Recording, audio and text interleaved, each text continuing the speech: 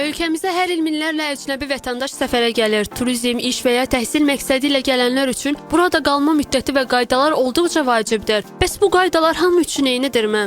İstisna hal kimi xarici ölkələrin müvafiq orqanları tərəfindən Azərbaycan Respublikasının vətəndaşlarına münasibətdə Miqrasiya Məcəlləsində əcnəbi və vətəndaşlığı olmayan şəxslər üçün müəyyən olunmuş müvəqqəti olma müddətləri ilə bağlı fərqli qaydalar tətbiq edildikdə, müvafiq icra hakimiyyəti orqanının qərarı ilə qarşılıqlı olaraq fərqli qaydalar müəyyən edilə bilər.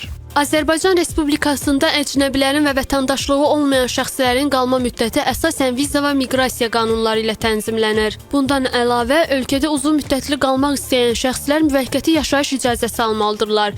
Bu müddətdən artıq Azərbaycanda yaşamaq istəyən Azərbaycan Respublikasının ali və orta ixtisas təhsil müəssisələrində əyani şəkildə, habelə peşə təhsili və ümumi təhsil müəssisələrində təhsil alan əcnəbi və vətəndaşlığı olmayan şəxslər müvəqqəti yaşama icazəsi ala bilərlər. Azərbaycan Respublikası vətəndaşlarının xarici ölkələrdə olma və yaşama qaydaları, müddətləri həmin ölkələrin müvafiq qanunvericiliyi və ikitərəfli beynəlxalq müqavilələr əsasında tənzimlənir.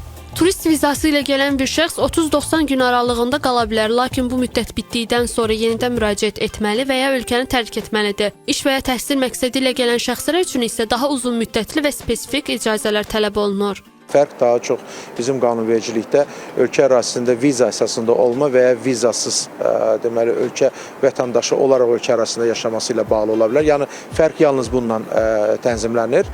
Bu deməkdir ki, yəni viza müddəti konkret olaraq göstərir şəxsin ölkə ərazisində olmasını.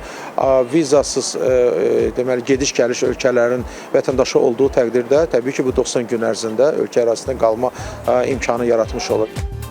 Qanunlara uyğun olaraq əcnəbilər 15 gündən artıq qalmaq istəyirsə, miqrasiya xidmətində qeydiyyatdan keçməlidir. Bu həm turistlərin hüquqlarını qoruyur, həm də ülkədəki miqrasiya prosesini tənzimləyir. Beynəlxalq münasibətlər sistemində, xüsusilə də beynəlxalq hüquqda miqrasiya mübadiləsi və miqrasiya axınlarının müəyyən mənada təşkili məsələlərində bu məsələyə xüsusi diqqət yetirilir ki, yəni eyni ilə paritet prinsipləri əsasında, qarşılıqlı prinsip əsasında onların bizim vətəndaşlara qarşı tətbiq etdiyi hansısa bir qaydalar varsa, biz də eyni ilə həmin qaydaları tətbiq edirik ki, burada bir növ balans pozulmasın.